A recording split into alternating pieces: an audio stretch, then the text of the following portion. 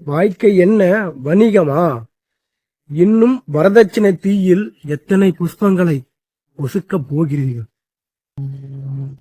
கணவன் என்ற பதவிக்கு அளிக்கப்படும் ஆயுள் காணிக்கை வரதட்சணை.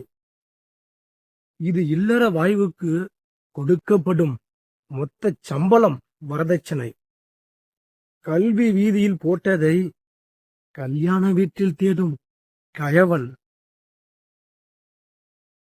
படித்ததை கணக்கு காட்டி பணம் கேட்கும் பைத்தியக்காரன்.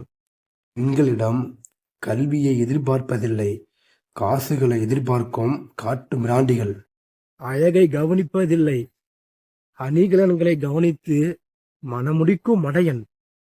வாழ்க்கையை வணிகமாக்கி ஆதாயம் தேடு அயோக்கியன்.